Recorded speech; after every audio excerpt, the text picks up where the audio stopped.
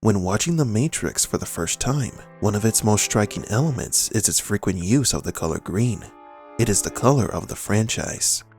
Much of the movies are overlaid with a green hue, and all computers use green text. But why green?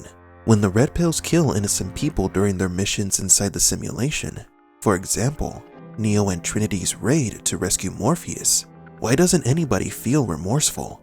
Thanks to our subscribers and members for asking the questions that help keep this series going.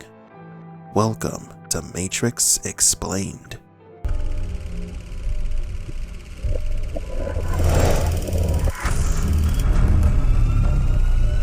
Welcome to the desert of the real. Our first question comes from Adam Coons. How was Neo, for his first kill, able to murder a bunch of minimum wage security guards and not have any emotional reaction at all? Why not just use Kung Fu and knock them out? Or break some bones and render them combat ineffective? Is he a psychopath? We have already touched upon this question in other videos. From the Resistance point of view, you are either a red pill fighting against the machines, or you are an enemy. Every human prisoner inside the Matrix is a potential enemy. If you are not one of us, you are one of them. What are they? Sentient programs. They can move in and out of any software still hardwired to their system. That means that anyone we haven't unplugged is potentially an agent. Inside the Matrix, they are everyone, and they are no one. That being the lamentable truth, part of the Red Pill's training regiment is to close their emotions towards the humans connected to the Matrix. Neo understood that the guards were innocent civilians, but he also knew that they were all potential agents, and thus were collateral damage. In every war, there are always people trapped in the middle. In the Matrix, it is the blue pills and the programs who are the ones caught in the middle of a war. Not all Matrix programs wish to be involved in the ongoing conflict between the red pills and the machines. Programs like Sati, who were just as innocent as any of the blue pills, a child program who was sent to the Matrix for her protection, but ended up being assimilated by Smith. Morpheus' rescue was the first and only time that Neo fought and killed civilians and used guns on screen, as he would no longer need weapons to fight in the Matrix. His entire body became a weapon after he became the One. Another reason why guns were used less in the sequels is that in our world, multiple crimes were committed by criminals who took inspiration from the Matrix movie. The next question comes from Mouni Abdelhadi. How does death work in the Matrix? According to the movies, the human brain connected to the Matrix interprets damage done to the body as real. If the damage is fatal, the brain will cause the body to shut down and die in the real world. Humans without a destined purpose outside of the Matrix are recycled. When they die, their bodies are processed and turned into nutrients for the humans still connected to the simulation. Watch them liquefy the dead so they could be fed intravenously to the living. Humans with a destined purpose outside of the Matrix will avoid becoming nutrient paste. Remember that Zion was built by the machines, and such it will be inhabited by humans who, quote-unquote, escaped the Matrix. So the humans who wake up from the Matrix aren't automatically recycled. Case in point, Kid. He accidentally woke himself up from the simulation and was soon rescued by the Nebuchadnezzar, evidence that the machines allowed Kid to live, just as they did with Neo. The machines do have another purpose for some of the deceased human bodies: collection and study. Dead humans who were anomalies or that caused an interesting variant to the simulation, their bodies are taken by the machines for studies. This is what possibly happened to Neo after Matrix Revolutions. The machines are studying him, possibly reviving him and reconnecting him to the simulation. In regards to the human's residual self-image, it remains lifeless inside the Matrix and will simulate decomposition like a real organic life form.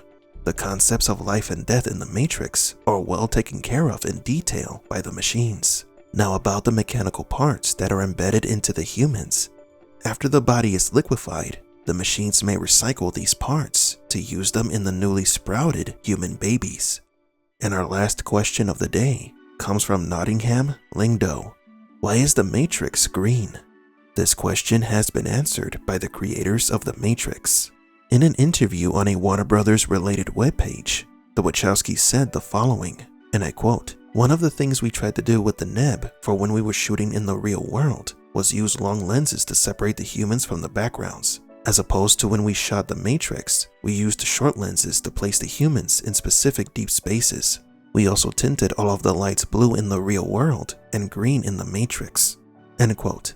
They were then asked specifically why they choose the color green to represent The Matrix. It was a whole motif inspired by phosphorus green of old PCs. On the other hand, the director of photography stated the following, and I quote, "To distinguish The Matrix from reality, from the Nebuchadnezzar and the pods, reality was given a cooler look, a bluer, more natural, less sickly look. The future in the film is cold. The sun is blocked out. There is no real warmth unless it is artificial heat, so that is why we went for a cool side. Whereas The Matrix, created by the computers, is a decadent, decaying world, so it has a green hue. These are the two different colors, green and blue. The Matrix should make you feel sick, and in reality, you should feel a little more at home, but never comfortable. If you make it gold and warm, you know it is home, a safe haven. The other day I started using warm lights, and I did this unconsciously for the first time in Neo's bedroom. It just felt right that it should be slightly warm. As harsh as the bunk is, it is the only home he has got." End quote. His statement is interesting because color grading is a major part of the film's cinematographic language, using two related yet distinct colors to represent both worlds and invoke certain emotions. Green is a common color used to represent disgust or illness. Blue is cool and tranquil, a safe and comfortable color. The green Matrix is supposed to make the audience feel sick, and the blue real world is meant to make them feel at home, as the cinematographer said, but not entirely safe. This makes us wonder, what will Matrix 4 look like, since it has been revealed that Lana Wachowski opted into using natural sunlight as her source of lighting? Is she trying to create something more real? Let us know in the comments what other questions you would like us to answer.